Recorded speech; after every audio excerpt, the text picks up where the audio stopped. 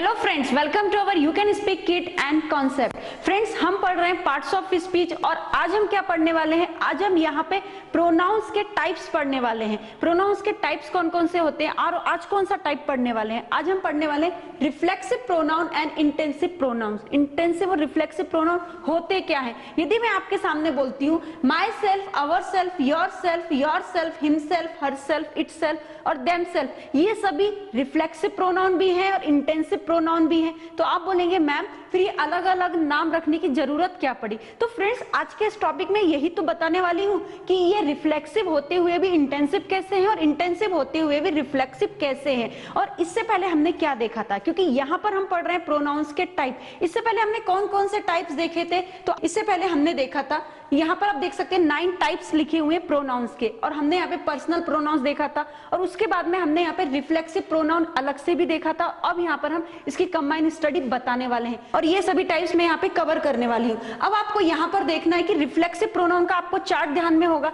My self, our self, my self मैं खुद, our self हम खुद, योर सेल्फ तुम खुद, योर सेल्फ तुम खुद, हिम सेल्फ वह खुद, हर सेल्फ वह खुद, इट सेल्फ वह खुद, देम सेल्फ वे खुद। तो यहाँ पर इसके हिंदी में मीनिंग्स है और ये रिफ्लेक्सिव प्रोनाउन होते हैं। तो अब आप मुझे बताइए कि यदि रिफ्लेक्सिव होते हैं तो ये इंटेंसिव कैसे होंगे? तो यहाँ पर तो ये कंफ्यूजन हो गया कि एक चीज एक है, दूसरी चीज भी वही है। तो यहाँ पर मैं आपको एग्जांपल बताती हूँ, लेकिन उससे पहले आपको मैं बता देती हूँ प्रोनाउन का मतलब क्या होता है। प्रोनाउन का मीन्स होता है जो नाउन के प्लेस पर आते हैं। नाउन के प्लेस पे जो भी चीज आती है उसको हम बोलते हैं प्रोनाउन बोलते हैं या सर्वनाम बोलते हैं। तो ये तो आपको समझ में आ गया। तो रिफ्लेक्सिव और इंटेंसिव का आप यहाँ पे एग्जाम्पल देख लीजिए ताकि आपको ये ना लगे कि ये चीज यदि एक ही है तो दोनों अलग अलग नाम क्यों दिए गए। देखिए कैसे, आई will write this story my self. Hindi में मतलब देखिए, मैं यह कहानी खुद ही लिखूंगी। हिंदी में बहुत ध्यान से समझ लीजिए। दूसरा सेंटेंस देखिए, I myself will write this story. मैं खुद ही यह कहानी लिखूंगी। अब आप मुझे बताइए, यदि आपको इंग्लिश में समझ में नहीं आ रहा तो हिंदी का सेंटेंस यदि आप ध्यान से देखते, यह कहानी खुद ही, यहाँ पर खुद ही आया है, ठीक है ना? ओके, अब यहाँ पर क्या हो रहा है? यहाँ पे जो खुद ही, आप दोनों को देख लीजिए, यहाँ पे खुद ही यहाँ पर आया और यहाँ पर क्या बोला? मैं खुद ही यह कहानी लिखूंगी। अंतर क्या हो रहा है कि एक में क्या बोल रहा है? मैं यह कहानी खुद ही लिखूंगी। दूसरे में क्या बोल रही हूँ? मैं खुद ही यह कहानी लिखूंगी। तो प्रेशर कहाँ पे ज्यादा जा रहा है? प्रेशर इसमें ज्यादा जा रहा है, क्योंकि कहानी क्या लिख रही है? मैं खुद ही लिख रही हूँ। समझ में आया ना? तो यहाँ पर यदि ऐसा सेंटेंस आपके सामने आते हैं तो इसको हम बोलते हैं मैं यह कहानी खुद ही लिखूंगी। इसको हम बोलते हैं रिफ्लेक्सिव प्रोनाउन। रिफ्लेक्सिव कैसे होगा? पहले डेफिनेशन देख लीजिए। Refers back to the subject, subject की तरफ वापिस आते हैं या सब्जेक्ट को संदर्भित करते हैं। तो ये रिफर किसको कर रहा है? खुद को कर रहा है। कैसे आया वापिस? ये खुद ही है ना, यहां से इसको इसने संदर्भित किया और ये सब्जेक्ट था, इसके पास में वापिस आया। समझ में आया? नहीं आया तो इंग्लिश में एक बार देखिए। ये आय है, ये सब्जेक्ट है और ये माई सेल्फ क्या है? ये क्या हो गया? हमारा रिफ्लेक्सिव प्रोनाउन है। तो इस रिफ्लेक्सिव प्रोनाउन ने जो सब्जेक्ट था उसको संदर्भित कर दिया, उसको बोल दिया कि तुम यहां पर ही रहोगे। समझ में आया ना? Refers back to the subject, subject की तरफ वापस जाते हैं, प्रेशर नहीं डालते, उनकी तरफ वापस जाते हैं। अब लेकिन यदि आप यहां पर देखते इंटेंसिव प्रोनाउन, जिसको आप एम्फेटिक प्रोनाउन भी बोलते हैं। इंटेंसिव प्रोनाउन क्या बोलता है? Emphasizing it's antecedent noun and pronoun. यहाँ पर एम्फेसाइजिस का मतलब होता है जोर देना, ताकत लगाना या दृढ़ता करना। अब यहाँ पर एम्फेसाइजिस क्या किया?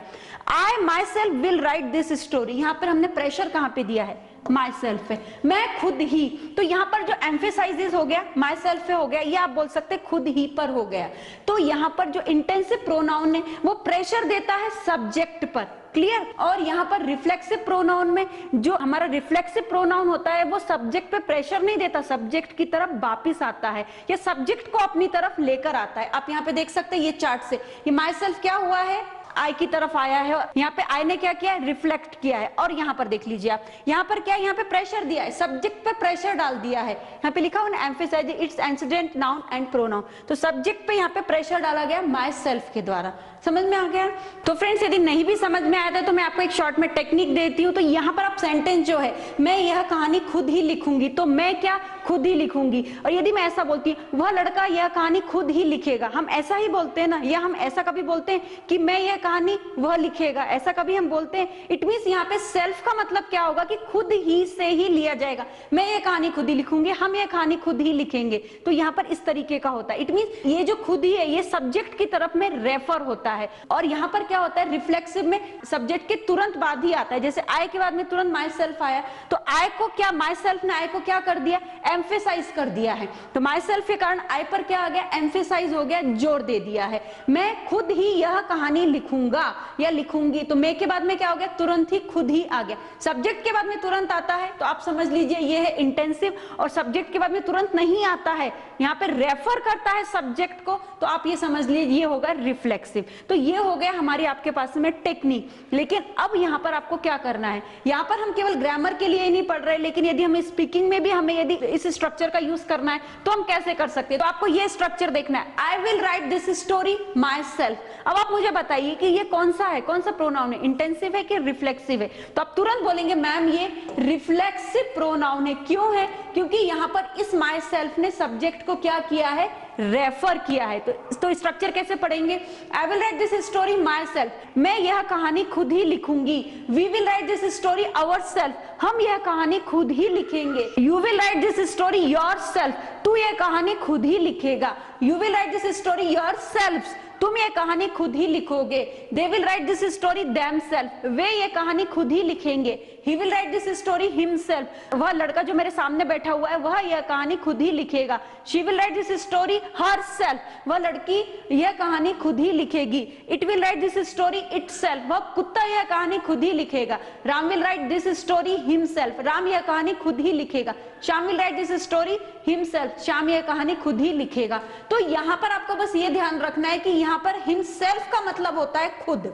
ओके, यहाँ पर इसका मतलब होता है खुद। और ये पूरे वर्ड्स जो होते हैं ये अलग अलग सब्जेक्ट को रेफर किए जाते हैं। जैसे कि माई सेल्फ ने किसको रेफर किया, आई को किया। अवर सेल्फ ने वी को किया। इस तरीके से step by step reflexive pronoun में ये जो वर्ड्स हैं सेल्फ वाले ये सब्जेक्ट को रेफर करते हैं। अब आप देखिए यहाँ पर इंटेंसिव प्रोनाउन जिसको हम एम्फेटिक प्रोनाउन भी बोलते हैं, तो इसका मतलब क्या होता है, यहाँ पर देखिए I myself will write this story, मैं खुद ही यह कहानी लिखूंगी। तो यहाँ पर क्या हो रहा है, प्रेशर दिया जा रहा है। तो इस माई सेल्फ ने क्या किया है, आई को प्रेशराइज किया है। और ये स्ट्रक्चर हम बोलने में भी यूज कर सकते हैं, जैसे कि we ourself will write this story, हम खुद ही यह कहानी लिखेंगे।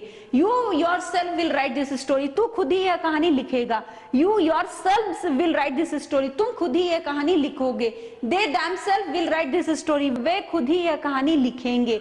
He himself will write this story, वह लड़का खुद ही यह कहानी लिखेगा। She herself will write this story, वो लड़की खुद ही यह कहानी लिखेगी। It itself will write this story, वह कुत्ता खुद ही यह कहानी लिखेगा। Ram himself will write this story, Ram खुद ही यह कहानी लिखेगा। Shyam himself will write this story, Shyam खुद ही यह कहानी लिखेगा। तो इसका यूज आप कहाँ पे कर सकते हैं, इसका यूज आप स्पीकिंग में भी कर सकते हैं। जैसे आप ऐसा बोलना है, राम खुद ही स्कूल जाएगा, तो आप कैसे बोलेंगे, Ram himself will go to school. अब आपको ये भी बोलना है, मेरी मम्मी खुद खाना बनाएगी। My mother herself will cook food, मेरी मम्मी खुद ही खाना बनाएगी। तो मम्मी पे प्रेशर किसने दिया है, हरसेल्फ ने दिया है। तो यहाँ पर क्या होता है, यहाँ पर एम्फेसाइज किया जाता है, या हम बोल सकते हैं यहाँ पर प्रेशराइज किया जाता है, दबाव दिया जाता है। लेकिन रिफ्लेक्सिव में क्या किया जाता है, किसी भी तरीके का एम्फेसाइजेस नहीं होती है, बल्कि वहां पर रेफर किया जाता है। अब आप यहाँ पर कुछ एग्जांपल्स देख लीजिए, क्योंकि इसका यूज आपको डुअल सिम जैसा होगा। आप यहाँ पे स्पीकिंग में भी यूज करेंगे, ग्रामर में भी यूज करेंगे। अब यहाँ पे कुछ सेंटेंसेस हैं, आप देख सकते हैं। अब आप मुझे बताइए यहाँ पर रिफ्लेक्सिव कौन सा, इंटेंसिव कौन सा है। यदि कुछ भी समझ में नहीं आता तो जो मैंने टेक्निक दी है उसका यूज करके बताइए। मोहन क्विकली ड्रेस्ड हिमसेल्फ, नहीं समझ में आ रहा है, इंग्लिश नहीं आ रही है, हिंदी नहीं आ रही, तो हिमसेल्फ को देख लियो, तुरंत बोल दीजिए ये कौन सा होगा, ये रिफ्लेक्सिव प्रोनाउन होगा। और यदि हिंदी में समझ लीजिए, मोहन ने यह ड्रेस खुद ही पहनी। अब आप मुझे बताइए कि यहाँ पर क्या हो रहा है, मोहन ने यह ड्रेस खुद ही पहनी। तो यहाँ पर मोहन को रिफर किसने किया है, हिमसेल्फ ने किया है। इस हिसाब से ये आरपी मतलब रिफ्लेक्सिव प्रोनाउन है। Geeta herself decided to go, Geeta ने खुद ही जाने का निश्चय किया। गीता ने खुद ही, प्रेशर दे रही हूं मैं, या मैं बोलती हूँ एम्फेसाइज कर रही हूँ, हरसेल्फ आ रहा है, सब्जेक्ट के तुरंत बाद में क्या आ रहा है, हरसेल्फ। तो ये कौन सा होगा, ये होगा हमारा इंटेंसिव प्रोनाउन। नेक्स्ट देखिए, he himself looked at mirror. अब आप मुझे बताइए हिमसेल्फ के हिसाब से ये कौन सा बैठेगा? तो आप बोलेंगे मैम इजी है, ये तो हमारा रिफ्लेक्ट, ये तो हमारा इंटेंसिव प्रोनाउन होगा। बिल्कुल सही है, हिमसेल्फ होगा, क्योंकि हिमसेल्फ ने सब्जेक्ट को क्या किया है, एम्फेसाइज किया है, तो ये भी क्या होगा, इंटेंसिव प्रोनाउन।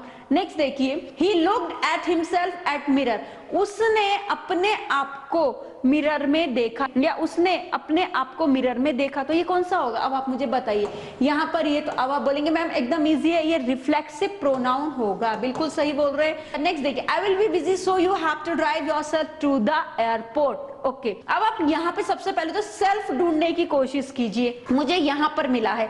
अब आप बताइए ये कौन सा होगा? यदि ये सब्जेक्ट के तुरंत बाद होता तो ये इंटेंसिव होता, सब्जेक्ट के तुरंत बाद नहीं है तो ये कौन सा है, रिफ्लेक्सिव होगा।